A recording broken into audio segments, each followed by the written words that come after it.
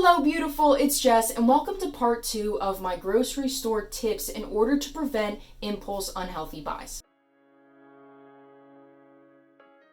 So in last week's tip of the week, I talked about how to prevent those impulse buys by knowing your impulse triggers. And today we're going to focus on the other component, which is planning ahead. Planning ahead is essential in preventing you from buying those impulse unhealthy buys. Tip number 1 is to only go to the grocery stores once a week. This prevents you from going multiple times. The more times you go, the more likely there's a chance you're going to find something that is an impulse buy. So to prevent that, only go to the store once a week. And that leads into tip number 2. Planning a shopping list to prevent you from going to the store multiple times. By creating a shopping list, you now have the blueprint you need to go through the store without getting distracted, without buying things you think you're going to use that you don't end up using. And you can use that grocery list to stay away from certain aisles that might have triggers for you. So how I create my shopping list is I make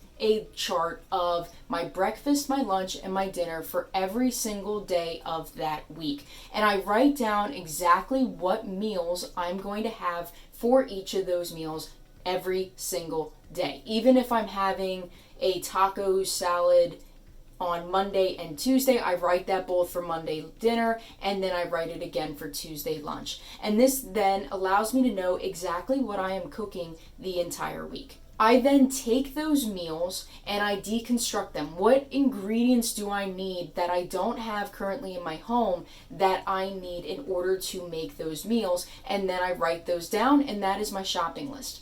To make it even easier for me, what I'll do is then I will group things by dairy, produce, meats, so that I know exactly what I need to get in each section of the grocery store. By creating a grocery list, you're also able to see what food groups you are eating most of. If I only have 2 vegetables on my grocery list, that's a sign to me that I need to eat more vegetables and I need to start incorporating more of those into my diet. Tip number 3, plan your route through the grocery store so you don't accidentally go down aisles you don't need to, and then in turn buy those unhealthy foods because you saw them. So if I'm looking at my grocery list and I know which aisle every food is, I'm able to plan my route and then stay on track. I'm not veering off into aisle 6 where there are different crackers and different cookies and different candies and things that are going to really derail my weight loss goals. And finally, a benefit of planning beside avoiding impulse buys, it allows you to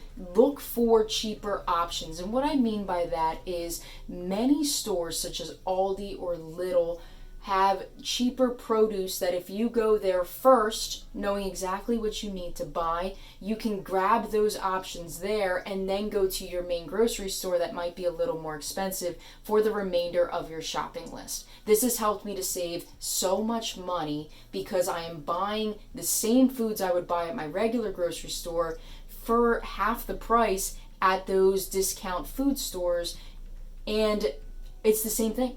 It's literally the same thing, but since I have planned exactly what I'm eating, I can stop there first, know exactly what I need to get there, and then move on to my main grocery store. If you don't have a discount food store in your area, definitely check out the discounted racks at your main grocery store. Usually in the produce section, they are by the salad bar. And in the bread section, they usually have their own shelf. Definitely check on those, especially if you're making that meal the next day or two, and because they're the same vegetable. And most of the time, they are a little wrinkly, but they are still edible. They're not moldy, they're not gross, and they will save you a lot of money because they're extremely discounted because the food store needs to get rid of it before it goes bad.